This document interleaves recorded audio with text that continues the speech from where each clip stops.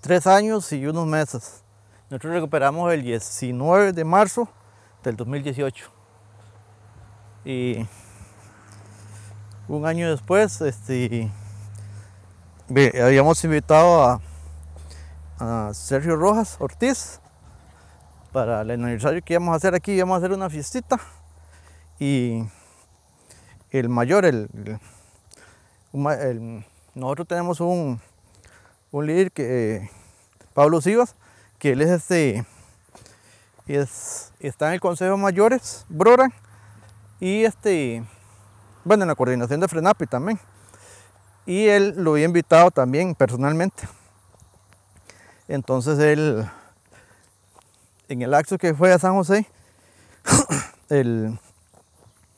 nosotros íbamos a hacer el aniversario un fin de semana, un sábado. Y a Sergio Rojas lo mataron el 18, un año después. Es claro que en Costa Rica el conflicto en los 24 territorios indígenas se ha empeorado cada vez más durante los últimos 12 años, especialmente en la zona sur del país, donde fueron asesinados los líderes indígenas Sergio Rojas y Jerry Rivera en los últimos 2 años. Para entender el conflicto a profundidad, hay que entender que este empezó desde la colonización española y lo que se vive actualmente es solo una traducción de esa deuda histórica que se tiene con los pueblos originarios. En el centro de la problemática está la ocupación del territorio indígena por parte de personas no indígenas, las leyes que reconocen dichos territorios, la inacción del Estado costarricense y la lucha de los pueblos originarios para recuperar su territorio. La violencia sistemática, sistémica y estructural que vienen viviendo los pueblos originarios de Costa Rica es de larga data. Obviamente todo este despojo, todo este racismo inicia con la conquista hace más de 500 años y se mantiene hasta nuestros días. Cuando el Estado costarricense ha reconocido legalmente los territorios indígenas y los ha delimitado desde 1939 con la Ley de Terrenos Baldíos. Desde esa época ya el Estado costarricense reconocía a gran parte de estos territorios, de estos 24 territorios actuales, y comenzaba a establecer una serie de derechos a favor de estos pueblos.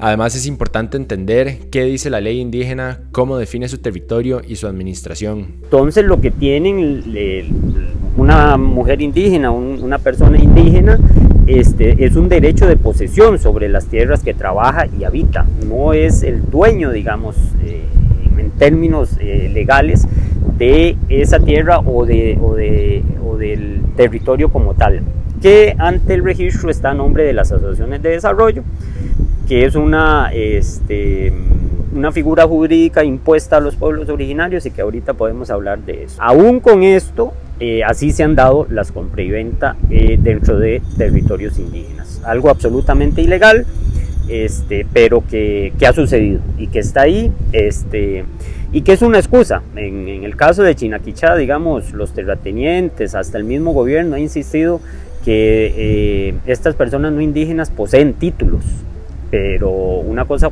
es poseer título y otra cosa es que el título sea espurio, que el título de propiedad haya sido conseguido de forma ilegal, que es lo que hay que entrar a analizar y que para nosotros es obvio y evidente. A pesar de que la ley sea tan clara desde 1939 y 1977, la usurpación y actos de corrupción para la compra y venta de estos territorios ha sucedido mediante las asociaciones de desarrollo y otros entes estatales que han permitido estos actos irregulares, lo cual ha llevado a las comunidades indígenas a realizar recuperaciones de sus tierras. Procesos de ocupación ante la inacción y omisión del Estado costarricense, la dificultad para accesar a la justicia, los y las compañeros comenzaron con lo que se ha denominado los procesos de recuperación de tierra-territorio. ¿Qué es la recuperación? Bueno, una finca determinada ocupada por una persona no indígena. En cada pueblo los procesos de recuperación son distintos de acuerdo a su cultura, si son bribris, si son cabecas, si son térrabas, lo hacen de forma distinta, pero en términos generales las autoridades tradicionales o organizaciones propias de estos territorios hacen un análisis y una investigación de la tierra. A ver, se hace un análisis y discusión un poco más comunal de la conveniencia o no de entrar a recuperar ese terreno.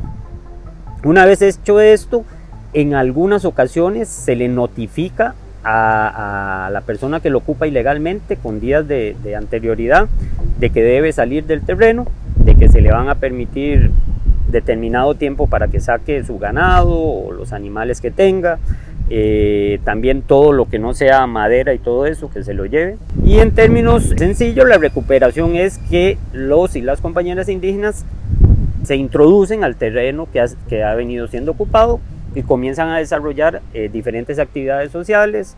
Salitre fue el primer territorio que comenzó a hacer recuperaciones y después, un tiempo después, Cabagra, y nosotros después de 2 años de planificación quisimos recuperar esta finca, que era un emblema de nuestros mayores. Aquí, ¿qué significa Chunchurín? Crunchurín significa tierra de venados. Dice que esta era una finca que había mucho bosque y que aparte de eso había mucho venado. Entonces nosotros en el idioma le quisimos decir eso, que aquí había bosque. Bueno, según el compañero que estaba sacando, familias, ayer estaba sacando que eran como 40 más o menos. Pero digamos, en personas podemos saber 70 más o menos. 70, 75, por ahí andamos.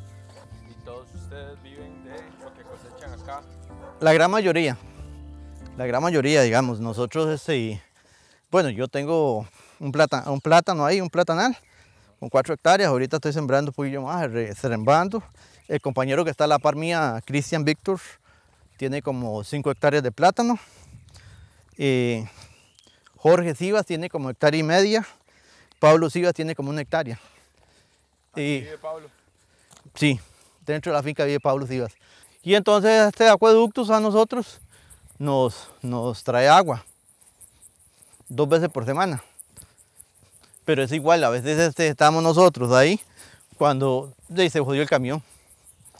No sabemos, a veces estamos bien, duran unos tiempos y cuando nos lo llaman a nosotros, digamos, yo estoy con doña Virginia en el comité de agua. Entonces, cuando no lo llaman y nos ponen un mensaje que el camión se jodió, entonces hay que comenzar a decirle a los compañeros. De todos modos, esa agua supuestamente es solo para tomar. Pero si no tiene agua usted para nada, y tiene que utilizarla para todo. Que digamos, no somos nosotros, nada más son 3 comunidades que necesitamos agua. Está Crun Yaigó, Crun Dubón y nosotros. Entonces es bastante gente que se beneficiaría. Ese es nuestro proyecto grande, digamos. Ya con eso mejoraríamos mucho. Y aquella es mi casita. Desgraciadamente, para volver al tema de la violencia, muchas de las reacciones de estas personas no indígenas han sido reacciones violentas. Hay que decir que son planificados, que cuentan con recursos económicos para ello, que hay personas incitadoras claramente identificadas que son cabecillas que llaman a la violencia en cada uno de estos territorios, que cada vez es mayor, que cada vez tiene mayor intensidad. Mejoraríamos mucho. Y aquella es mi casita.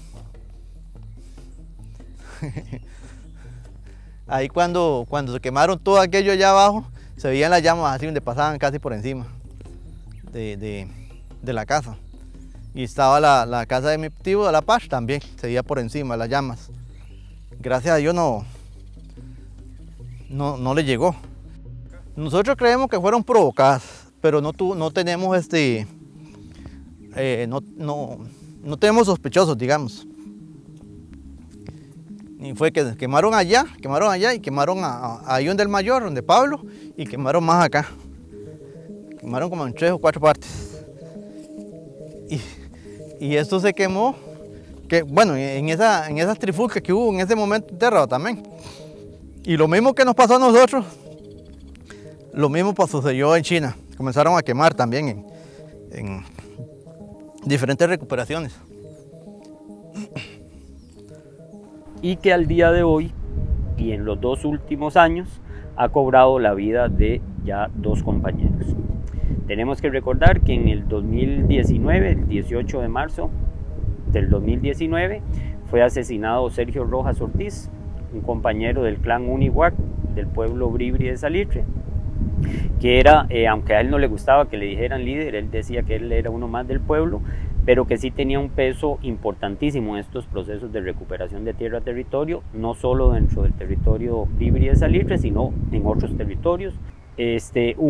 Menos de un año después se da el asesinato, por las mismas razones, por la lucha por los territorios, de el compañero Jerry Rivera del pueblo Brorán de Terra. Esto fue el 24 de febrero del 2020. En el 2020, la Asociación de Desarrollo de Terra iba a dar en posesión 17 fincas. Decidimos hacer una acción, acá varias familias, y dentro de eso pues estuvimos nosotras como organización Mano de Tigre, que somos solo mujeres, en una de las recuperaciones. Eso fue el 23 de febrero y fue algo sumamente violento. El grado de la violencia que ha desbordado a esta gente campesina es increíble, porque de pronto los ves que predican una religión, están en la iglesia, comulgan, se arrodillan, pero de pronto cuando ven que están que no es lo que ellos desean estar o imponer dentro de nuestros territorios, es algo malévolo, ¿no? Es algo que ellos están decididos a quitarle la vida a quien sea y a como sea, y a cuantos sean. Y así lo demostraron el 24 de febrero cuando fue el asesinato de Jerry, ¿verdad? Entonces, y lo podemos ver en la manera como a él lo asesinan. Muchos los que están involucrados dentro de eso. Si bien es cierto que uno fue el que disparó el arma como arma, pero lo cierto es que había muchos que lo golpearon, que lo patearon, que le quebraron incluso la cabeza de él. Esta parte está quebrada antes de morir del balazo. A él estos 3 dedos se los deshacen, se los muelen. Seguramente pedradas, no sé cómo, pero puedes ver el ensañamiento, puedes ver el odio, puedes ver todo lo que han dejado desbordar de malos sentimientos, ¿verdad? Sin embargo, nosotras la lucha que nosotros como pueblo hemos emprendido no ha sido una lucha con armas, ha sido una lucha de no violencia. No utilizamos machete, pues ya si se tiene que defender la persona, se defenderá, ¿verdad? Porque nadie se va a dejar agredir sin meter las manos. Sin embargo, pueden ver ustedes que en los números que se dan de las agresiones, los agredidos son las personas indígenas que salen macheteadas, salen muertas, salen lesionadas, incluso mujeres mayores, adultas, abuelas adultas, niñas, niños. Sin embargo, para nosotros a ellos no les vamos a hacer eso, porque esa no es el pensamiento, esa no es la idea. La idea es que nosotros le estamos exigiendo al Estado que nos devuelva lo que nos dio. Y podemos escuchar, digamos, cuando anuncian que van a archivar el caso y luego la presión, todo lo que se hace, y el juez dice que no se archiva, pero inmediatamente ustedes se dieron cuenta que salió un montón de información de teléfono, de gente que decía ya el Mechú ya le llega a sus días, el Mechú en este momento ha sido asesinado. O sea, ¿cómo sabían todo eso ellos? ¿Y cómo se escapa esa información de un expediente que supuestamente dice el Poder Judicial que nadie lo puede ver? Que nadie lo puede ver. Si estaban toda esa información, ¿por qué no han actuado? O sea, y está claro, porque al gobierno de Costa Rica se le hace un problema que los finqueros hayan asesinado a Sergio. El caso de Jerry, un caso totalmente visible y sin embargo, vea que todavía no ha ido a juicio. Estaba, bueno, lo que yo escuché, a punto de ir a juicio, sin embargo no sé qué ha pasado, ¿verdad? Y en el caso de Sergio, ni siquiera una esperanza de este proceso. Entonces yo generalizo dos cosas. Por ejemplo, en septiembre anunciaron que iban a archivar el caso de Sergio. Pero en septiembre también salió el desalojo de Conojú, de la gente de China Quichá. O sea, entonces yo generalizo dos cosas. Fiscalía diciendo, vea, si a ustedes los matan, nada pasa porque nosotros archivamos los casos. Y Poder Judicial diciendo, si ustedes no hacen caso y siguen con recuperaciones, a ustedes los desalojamos. Y ahí está la gran duda, como lo dije al principio, ¿cómo es posible que desalojen de la tierra indígena a los indígenas? Para mí esto es totalmente absurdo y violatorio sobre todos nuestros derechos. Pero los juzgados o los jueces o los fiscales no quieren ver el contexto de la situación. Y eso para mí es lo que más me preocupa. Porque no podemos nosotros hablar de justicia cuando a nosotros se nos quita más de la mitad del por qué es Jerry y Sergio asesinados. No es cierto que es una cosa pasajera, como lo quiso apuntar en su momento el comandante Miranda, diciendo que fue una reacción de defensa en legítima defensa. Eso no es cierto. La legítima defensa no es esa. 24, ayer lo matan a las 8:45 de la noche del 24, pero a las 8:45 9:45 de la noche, Juan Luis Varela y Eduardo Varela, con la turba que llegan a Cancha Rayegada, llegaron los dos. Y Juan Luis Varela dice que él tasajea a Pablo ahí. Entonces, ¿cómo me van a decir a mí? No es legítima defensa. Si vemos todo un contexto, un clima de violencia, más de 24 horas, y que la justicia diga que es una cuestión de legítima defensa. Y repito, el organismo de investigación judicial ha hecho muy bien su investigación, pero la fiscalía no lo toma así. Entonces, eso es lo que a mí me preocupa.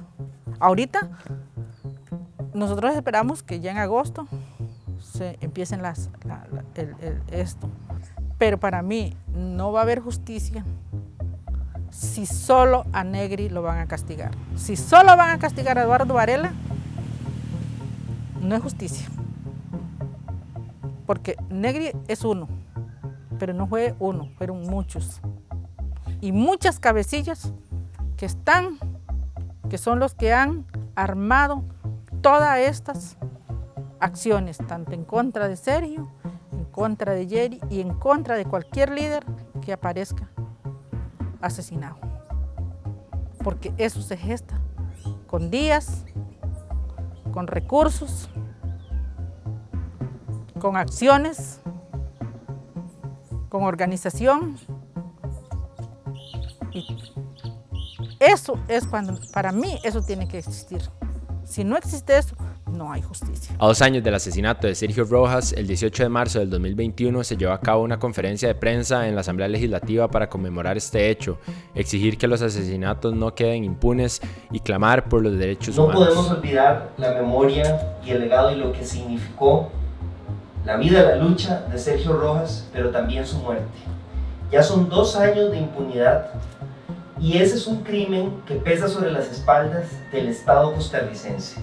Es un crimen de Estado, por inacción, por omisión. Cuando Sergio fue asesinado, había ido una vez más al Ministerio Público a denunciar las amenazas, las agresiones, y sin embargo las autoridades no actuaron. Y no solo no actuaron en el momento para proteger su vida, sino que estuvieron a punto de archivar el caso reforzando, poniéndole bendición legal a la impunidad en este país. Si no se hubieran filtrado elementos del caso y no hubiera existido una denuncia de las mismas comunidades y movimientos sociales, ese caso, esa investigación de Sergio lo hubieran archivado, a pesar de que hay elementos de prueba suficiente para saber quiénes fueron los autores materiales que están detrás de ese crimen. Ese es un crimen que pesa sobre las autoridades del Poder Judicial, sobre la fuerza pública y el Poder Judicial en la región de Buenos Aires, pero también a nivel nacional, porque las autoridades siguen sin actuar y dar señales claras de solución en ese caso y otros casos donde hay conflictos de tierra. Y si algo le pasa a Pablo Cíbar, a cualquier otro recuperador de tierras, ese crimen va a pesar sobre los hombros de este Estado, de todas y todos nosotros, porque no se han tomado las acciones. A pesar de la evidencia del peligro que existe, siguen las autoridades sin actuar preventivamente y con la contundencia que tiene que hacerse. Es el momento de actuar. La única forma coherente de recordar la memoria de Sergio Rojas y de Jerry Rivera, no olvidando ese legado, esa lucha, pero no olvidando estos crímenes de Estado. Y si tenemos que llegar a más aniversarios exigiendo justicia, tenemos que hacerlo. Pero esto no puede quedar en la impunidad. Y si ese caso queda en impunidad, aquí la violencia se va a seguir desatando. Se va a desatar más. Porque por un lado, los asesinos van a decir, mire, aquí no pasó nada. Le volamos 20 balazos y aquí no pasó nada. Pero también las comunidades van a tener que defenderse o van a dejar que los maten. Entonces no puede el gobierno, no puede el Estado permitir que este caso quede en impunidad. Y tenemos que alzar la voz para evitar que eso ocurra. Mire, hoy para nosotros es un día muy doloroso, muy difícil. Haber perdido a Sergio Rojas en el movimiento indígena ha sido, como diríamos, una baja dentro de lo que son los procesos de lucha. Y es muy difícil crear personas como Sergio Rojas. Es muy difícil llegar a tener dirigencia de la calidad de Sergio Rojas en el movimiento de lucha indígena. En el 2010 nos sacaron arrastrados de esta asamblea y ahí tomamos la decisión de ir a las comunidades a recuperar las tierras por la vía de hecho. Hoy nos llaman ladrones, hoy nos llaman de un sinnúmero de cosas que ustedes son testigos que ven en Facebook y que digan, todavía uno se queda ahí, pero que nos asesinen es muy lamentable. Que en Costa Rica se den estos asesinatos es muy lamentable. Un año después del asesinato de Sergio, asesinan a Jerry Rivera. Otro asesinato. El Estado costarricense, el gobierno costarricense dice que son hechos aislados. No pueden ser hechos aislados. Las amenazas que sufrimos día a día, las amenazas que llevamos a cuestas y que a veces, yo no sé si venir aquí a decir estas cosas, pues estamos cavando nuestra propia tumba. El caso de Sergio Rivera sigue impune hasta el día de hoy y en el caso de Jerry Rivera va a ser elevado a juicio por los presuntos delitos de homicidio calificado, amenazas agravadas y portación ilícita de arma permitida de un hombre de apellido Varela Rojas. Así lo determinó el Juzgado Penal de Buenos Aires de Punta Arenas el 20 de octubre del 2021, luego de conocer los argumentos de las partes.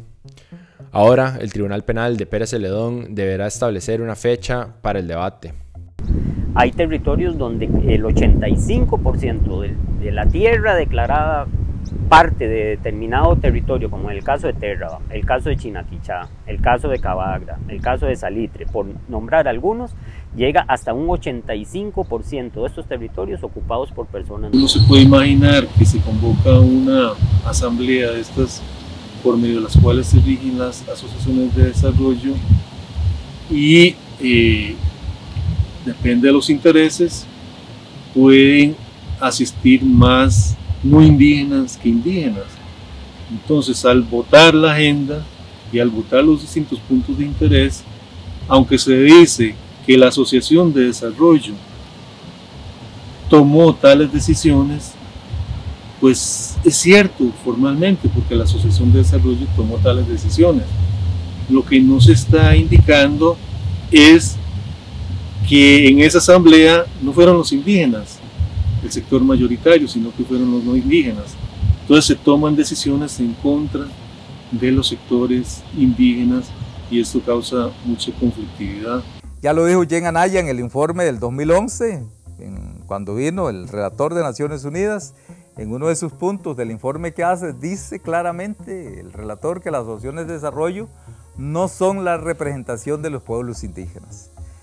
Y desde ahí, pues, nosotros desde el 2010 trabajamos creando una estructura, porque ese es el proceso de crear una estructura del Consejo Mayor de Proran, y que pensamos que a futuro tendremos un proceso de gobernanza propio del pueblo Broran Terraba.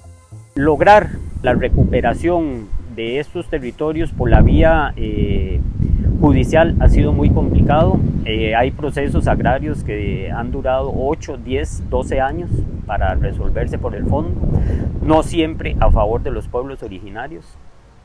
Entonces también aquí tenemos que decir que el Estado costarricense una vez más violenta los derechos humanos. A pesar de que es completamente ilegal el traspaso de estas tierras, así ha ocurrido y ante la inacción del Estado costarricense, los pueblos indígenas han actuado para poder sobrevivir. Bueno, acá entramos el 19 de marzo del 2018, en la madrugada. Un compañero contrató un bus porque íbamos a pescar al Paso Real, y porque no queríamos que se dieran cuenta que veníamos, entonces era una pesca que iban a hacer. Claro, cuando el carajo llegó ahí y vio que estábamos donde el papá, ahí dormimos, donde el papá de Robert. Ahí era el sitio de reuniones para hacer todo el trabajo. Y bueno, ya nos vinimos y llegamos ahí, de gran dicha el portón estaba abierto.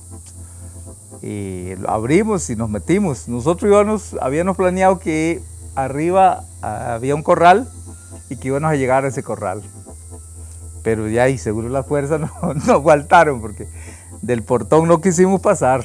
Y cuando nosotros entramos a recuperar aquí, digamos, nosotros entramos aquí al portón principal.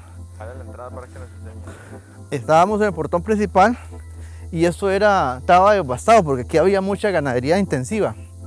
Y nosotros, aquí fue la entrada de la... Sí, ese día estaba el portón abierto y nosotros decidimos, entonces entramos. Éramos 16 churines, 16 recuperadores en su momento y veníamos con varios acompañantes.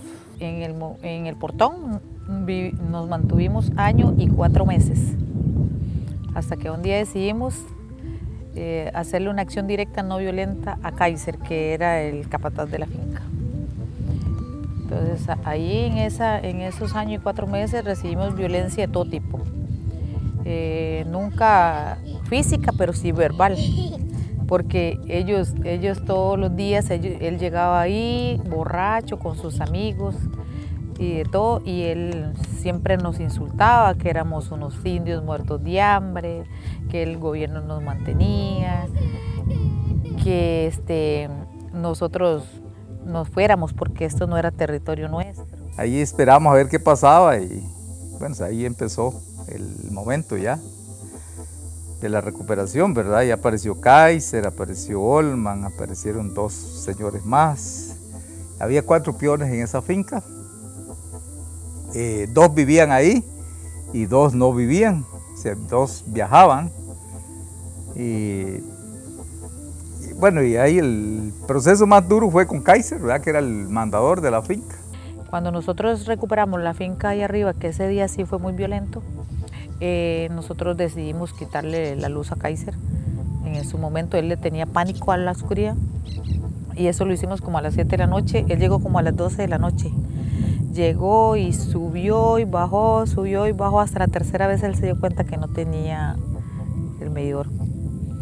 Entonces él vino y preguntó que quién había sido, al compañero Robert Morales, y Robert Morales dijo que éramos todos.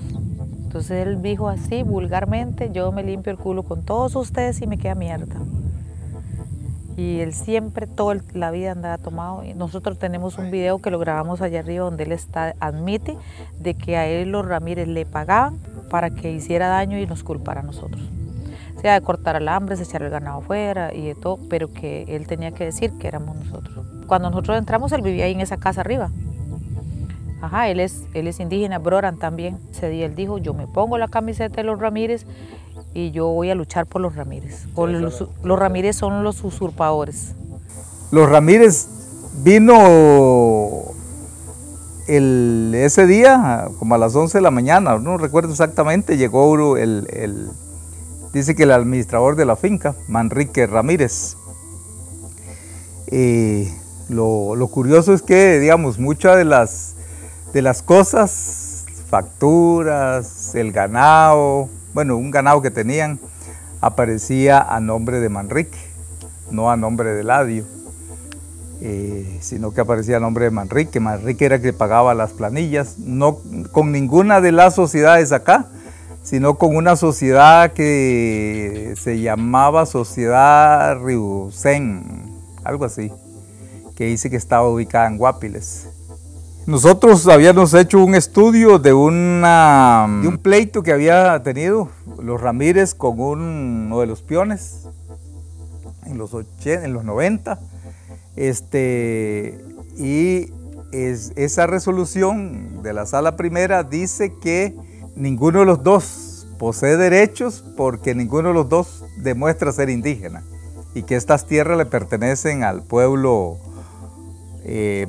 Térraba y al pueblo Brunca, porque en el decreto del 56 el bloque 1 era Térraba Boruca, pero luego ya vinieron los otros decretos que dividieron a Térraba y Boruca y luego se creó Curré y bueno, toda la cuestión, pero en el primer decreto del 56 era un solo bloque. Aunque intentamos hablar con algunos de estos terratenientes y con las asociaciones de desarrollo para entender un poco más a fondo su perspectiva sobre el tema, ninguno nos dio una respuesta. Debemos aclarar de que la ocupación ilegal de estos territorios se da por grupos de poder que tienen padrinos políticos con nombre y apellidos, estos terratenientes, como se les llama, o grandes finqueros que ocupan fincas de más de cientos de hectáreas, en algunos casos de miles de hectáreas, han tenido un apadrine en diferentes partidos políticos, por no decir prácticamente todos los partidos políticos de Costa Rica. Estos apadrines se dan a través de las municipalidades de Pérez Celedón o la municipalidad de Buenos Aires. También se da a apadrines políticos por parte de diputados y diputadas en diferentes administraciones desde hace décadas, de Liberación Nacional, de la Unidad Social Cristiana, del Movimiento Libertario, del Partido Acción Ciudadana, donde de ahí ven en los territorios indígenas pues tierra barata o gratis. Una arista muy importante que cabe destacar en todo este tema es el pago de impuestos sobre estas tierras, ya que según la ley indígena, los territorios indígenas no pagan impuestos, lo que los convierte en zonas de interés por personas no indígenas para sacar provecho de este beneficio, aunque estén usurpando un territorio. Ellos no, porque en los territorios indígenas no se pagan impuestos. Pero para ellos esos no eran territorios indígenas. Para ellos saben perfectamente que es territorio indígena, lo que pasa es que ellos, por su conveniencia es mejor. Esta finca, ellos lo que hicieron fue explotarla, porque si bien es cierto que esta finca es muy grande, ellos solo mantenían 3 peones. Con como 400 cabezas de ganado allá abajo que alquilaban a un señor de San Vito. Y aquí lo que ellos tenían eran 62 novillas. Entonces ellos lo que hacían era explotar la finca de otra forma. Porque allá abajo, en la parte del compañero, tienen, bueno, uno dijo que eran 7 hectáreas, el otro que eran 13, al final terminó diciendo el otro que eran 22 hectáreas de plátano, pero que ellos ese plátano no lo vendían ni nada porque solo como aquí lo compartían. Pero no, nosotros sabemos que no, que era diferente. ¿Qué? Mi abuela. Bueno, tienen sus contrapuntos y sus situaciones. Nosotros como pueblos indígenas, yo le digo, en 1980, cuando empezamos la lucha con Sergio Rojas, era muy difícil hablar del derecho indígena. Hoy tenemos la dicha que vienen periodistas a entrevistarnos. Antes no, antes en Costa Rica generalmente no existían indígenas. O sea, en Costa Rica no existían indígenas y era entonces un proceso muy determinante para la sociedad, ¿verdad? O sea, entonces hablar de derecho indígena era muy fuerte, por ejemplo, y lo veíamos, por ejemplo, en el Museo de Oro, hablaban de la historia precolombina, de los antepasados, o sea, y de ahí nosotros aquí estamos.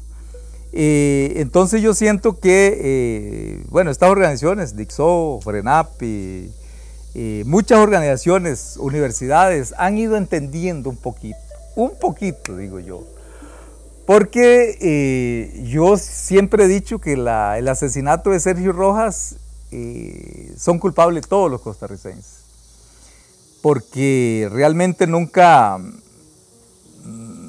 nos dieron como una razón, o sea, siempre dijeron que nosotros estábamos equivocados y que todo había que hacerlo por la vía legal, por la vía de derecho.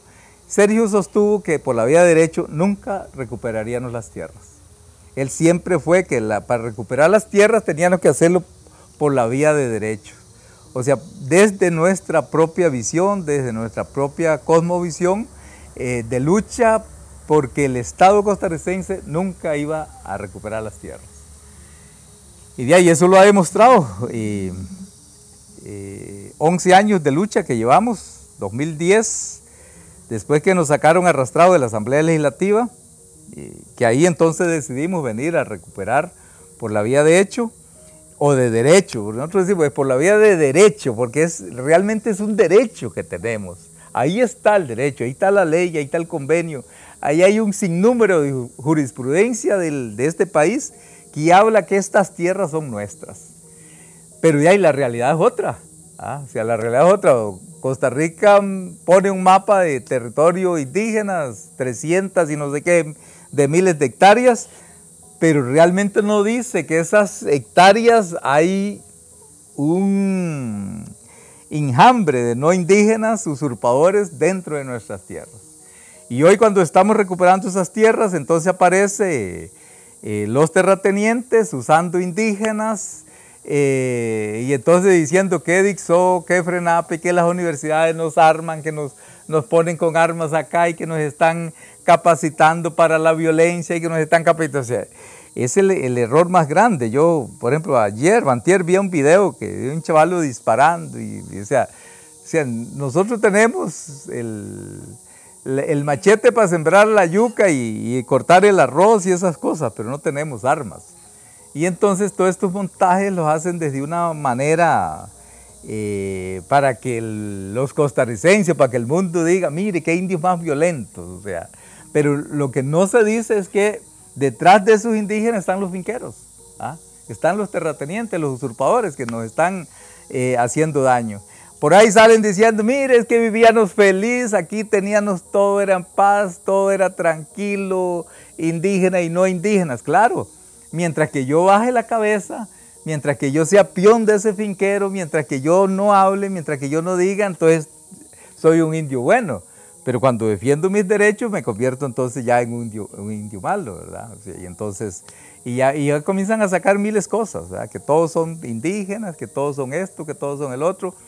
Y realmente, como le digo, en el 80 había que ser valiente para decir, soy indígena Ororan o soy indígena Bribri, o sea, porque ser indígena era un sinónimo de feo, un sinónimo de pendejo, de haragán, que no se servía, ¿verdad? Hoy todo el mundo dice ser indígena y más los finqueros, porque de ahí, siendo indígenas, no lo sacan del territorio. Y ahí está nuestro gran problema, ¿verdad? Esa es la lucha que llevamos, lucha de derecho, lucha de defender nuestras tierras, y esas tierras, siempre decimos, porque esas tierras ni siquiera es para nosotros, es pensando en las futuras generaciones, pensando aquí nosotros decimos, siempre tenemos el lema, estas tierras, estas 1000 hectáreas, son para compartirlas con indígenas y no indígenas que respeten nuestros derechos. Creía que, increíble, porque cuando yo entré aquí yo creía que le estaba quitando algo a alguien, porque no sabía. Pero hoy actualmente la importancia de nosotros es la tierra, el derecho a la tierra, a la comida, a la tranquilidad, ¿verdad? Es lo que le vamos a heredar a nuestros hijos. Es claro que en el centro de esta problemática se encuentra la inacción del Estado costarricense, ya que el Estado cuenta con leyes vigentes desde 1939 y 1977. Se hace evidente que el Estado, para concluir parte de este conflicto, debe indemnizar a aquellas personas no indígenas que sean tenedores de territorio indígena de buena fe, si es que así lo son o si es que así el Estado lo determina. Pero hasta este momento este problema se viene acarreando y cada gobierno de turno simplemente patea la bola hacia el futuro. Mientras tanto, las personas indígenas siguen su lucha y a la espera del actuar del Estado costarricense.